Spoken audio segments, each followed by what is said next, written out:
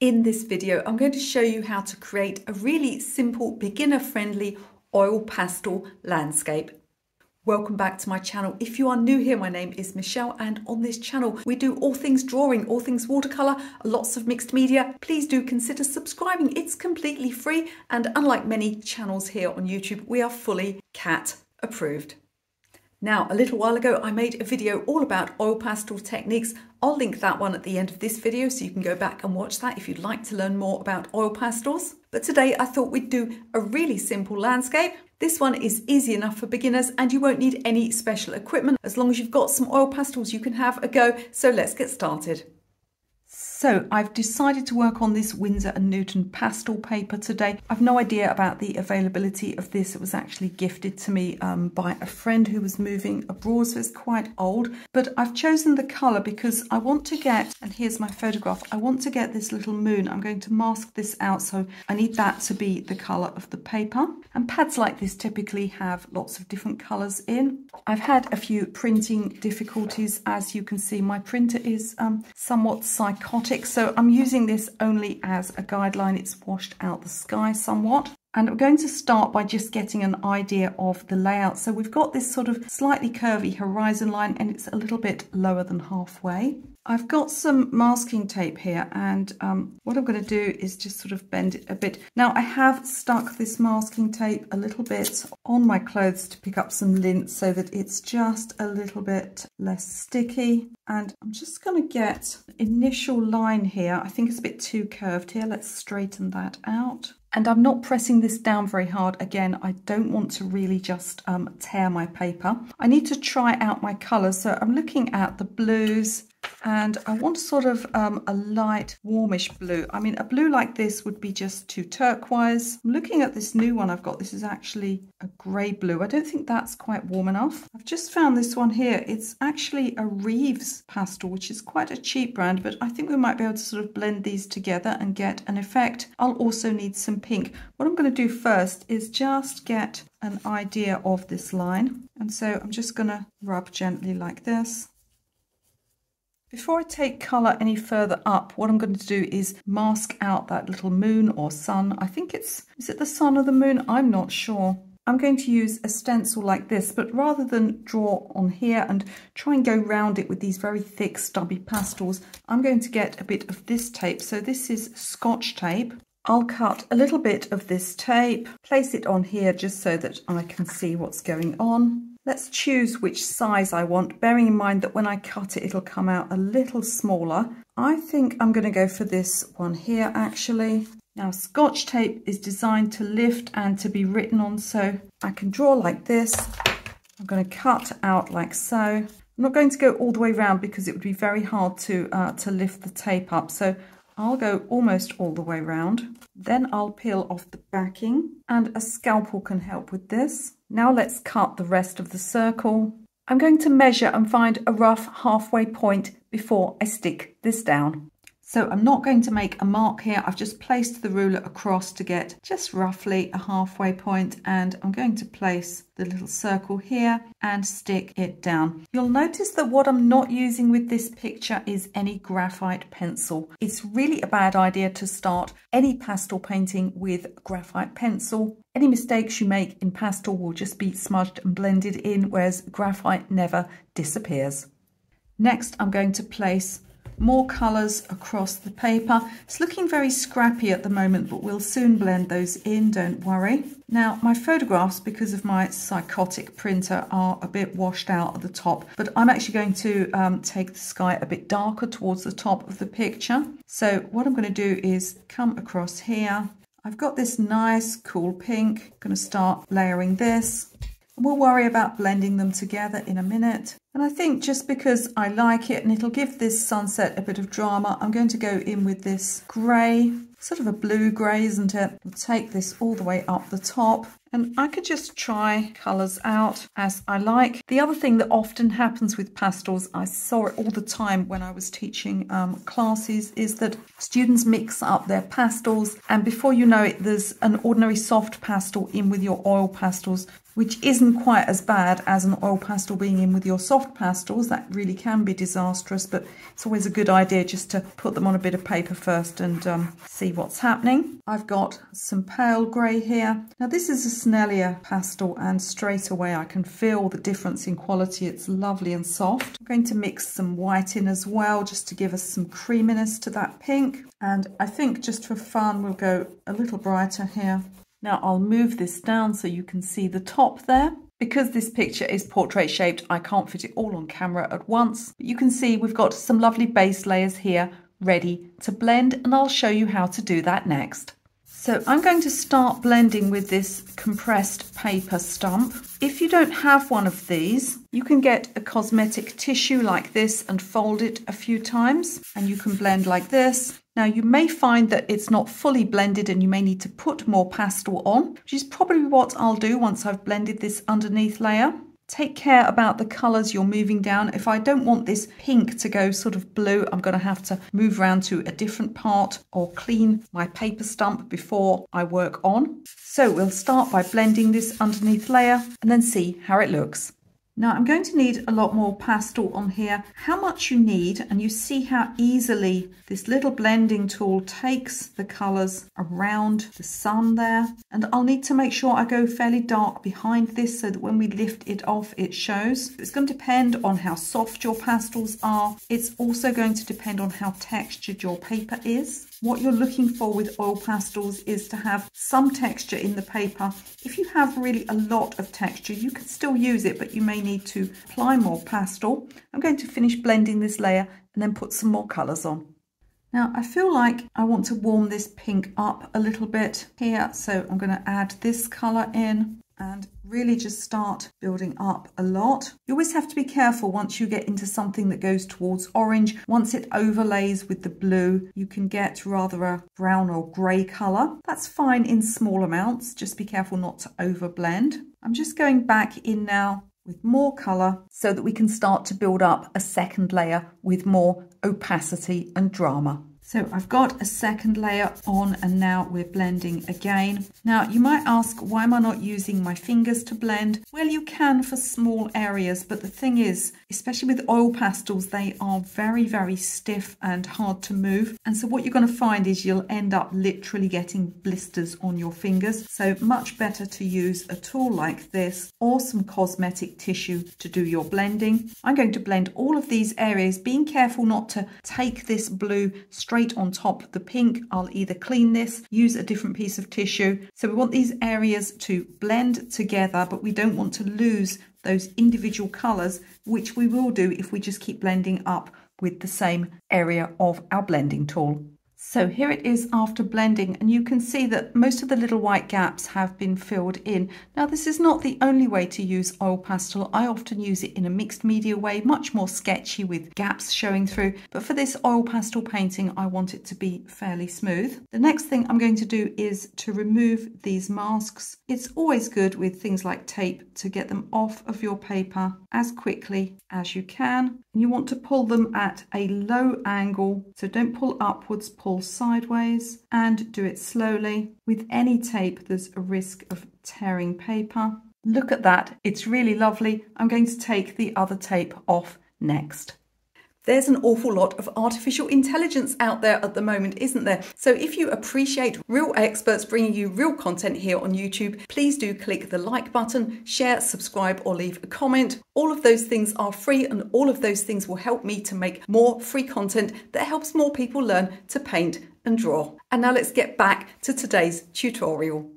Now, I don't really want to put tape on areas where I've got oil pastel. So what I've done is just taken a piece of paper and I've just cut a curve in it. And what I can do then is I can just use that to sort of mask out. I can just hold it whilst I'm sketching. I'm going to put an underneath layer of sort of an ochre colour here. Let's move this up, and we're going to be blending in these yellow and ochre colours, and then just from there I'm going to be adding greens and maybe even doing a little bit of sgraffito to get those stems that are growing in the foreground. So I can just use these masks here just to stop me going up too high.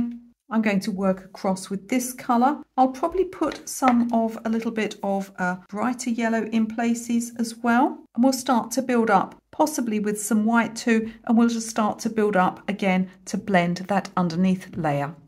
So as you're applying these colours, you want to be taking horizontal marks, just because landscape always does come back to the horizontal unless you're doing a mountain. And so if there are any marks that you don't manage to blend fully, then you're a lot safer than if you start sort of going up and down.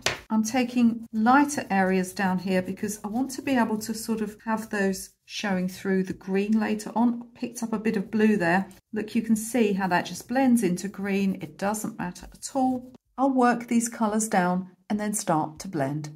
So I'm blending with this cosmetic tissue. It's important not to go too thick with this underneath layer, although we want to do some sgraffito and get these colours showing through. If you put too much pigment on any paper with tooth in, this goes for drawing paper, anything, what you'll find is there comes a stage when it just won't take any more colour and everything starts to slip off of the top. And I want my greens to be able to stick on top. So before we come down to the greens at the bottom, I'm going to work on this top area here where we have both greens and yellows, so I can start going a little stronger in places. I can also use my blending tool, and I've picked out 1 or 2 greens so I can start getting an idea of structure here.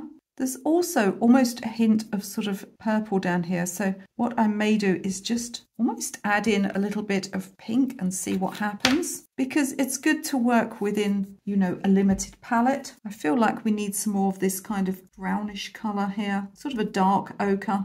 And then I can also get some areas where we have a little bit more lightness. I can always add in extra white for that and start to build up a sense of things growing in the stripes and the curves that this landscape has. Now, if I have any areas where I want more structure and more of a straight edge to the base there, again, I'm going to use my little piece of cardboard to get more precision than I would be able to do just using the pastel.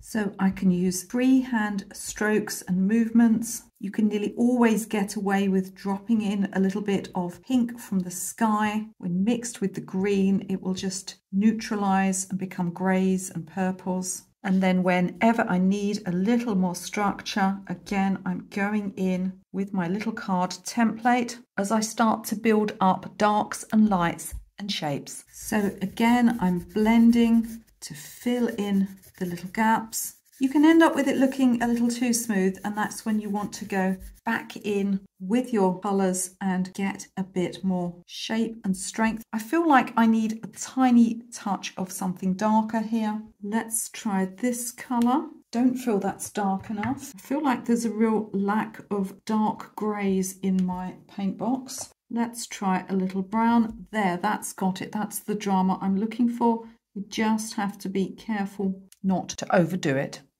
Now at this point I'm going to bring in an embossing tool, and if you don't have one of these, there are lots of things you can use, from a paintbrush handle to an embroidery needle. A ballpoint pen that's got no ink in it is fabulous, and it's just going to give us a little bit more of that fine lines and textures. I'll be using this more in the foreground. What I'm going to do now is start building up these areas of greens and plants in the foreground. There's almost some sort of brownish burgundy bits. I don't know if they're sort of dead plant or if that's just the colour of them, but that's quite interesting too. So I'm going to start just by putting a little bit of green down. And we've got some darker green as it goes to the top. Just mixing a few colours together so it's not too flat. And I'm going to gently blend this area. Sometimes the cosmetic tissue can give a softer effect than the blending tool. The blending tool is actually better for going around sharper edges and areas where you want real flatness. So if you just want something a bit more soft, sometimes the cosmetic tissue is better. Quite dark here in the foreground, so I'm going to come in with this duller, darker colour here as I continue to blend this underneath layer of green. What I want to do now is get more structure, so I'm going to go in with these darker greens. Be very careful of greens that look like this. Let me swatch it on white so you can see it. Very much a viridian green. It's okay to have a little of this, but you don't want too much of it because it can be quite an unnatural green in landscape. So I'm going to put some of that in, but I'm also going to go in with some more natural greens as well. And what I want to do here is just get more sort of plant type shapes, shall we say. If I want to, I can blend them a little, but I think they probably look better just placed as they are. Let's try this very dark green. That's not bad either. I've also got, for those strong sort of red burgundy areas, this lovely dark colour here. I'm going to start building up these plant textures. It's important that as I come down the page, I make larger marks, and that will give an impression of things going in to the distance. Doesn't look very put together at the moment, but it'll all come together. I just need to make lots of these marks. In the foreground here, I'm getting more of this idea of undergrowth. It's quite a nice idea to warm up your colours slightly as they come forward in a landscape. Typically colours that are cooler and more muted are further back, and we can use this a little bit as artists to get an impression of that. And now I'm going to go in with quite a lot more of these kind of burgundy brown colours. Now I'm blending down in the foreground here, but not taking that too far up. So again, the clearer things are, the further forward they are. So just with a very light touch, I'm going to blend some of these further away areas just randomly, but not overdoing it too much. I think we need a few more of these burgundy touches down here as well, where things have grown and died and fallen on the floor.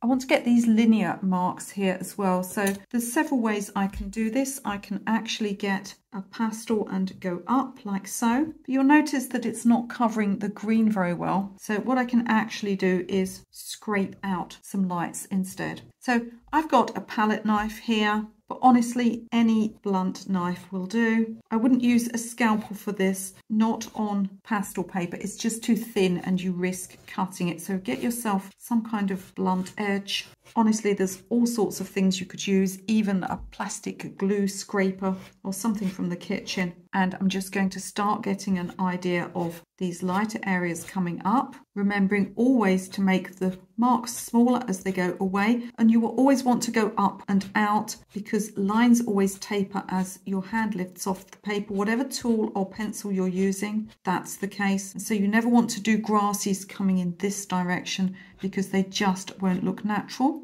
I'm going to continue putting some lines in this area and you see it's starting to come together. So I'm nearly finished my painting, and I get to the stage with all pictures, no matter what medium I'm working in, where I just want to look over everything and see if I've got enough tonal contrast. I feel this area here could be a little stronger in tonal contrast. I can lighten areas, I can darken areas. So I can actually use this scrapey tool as well, just to lift out some lighter areas where I see them. If I want to do that, I'll also go in with a little more dark just in places until I'm happy that I have a real strength of tonal contrast. I'll put a picture up so you can see how it looks. I hope you're going to have a go at this yourself. I'll make sure that I drop the photograph into my Facebook group. Now, it's not easy to find photographs on Facebook, so I'll leave full instructions in the description of this video. Do have a look, because if you just go over to the group, it won't be easy to find, and that's not my fault. That's just the fact that Facebook does make it a little bit hard to find things in albums. But as long as you follow those instructions, you'll easily find the photograph. I hope you're going to have a go at this one yourself. So have you tried oil pastels yet? Are you going to have a go at this tutorial? And do let me know if there are any other subjects that you would like me to paint for you in oil pastels. I also love to use them as mixed media with my watercolour paints. Let me know if you'd like a tutorial on doing that as well. Don't forget to check out the video description before you leave this video. There's all sorts of good stuff down there. There's free downloadable PDFs. There's even free courses that you can take. And if you're interested in finding out about more of the things that you can do with oil pastels, you're going to want to watch my oil pastels technique video. You can watch that one right now.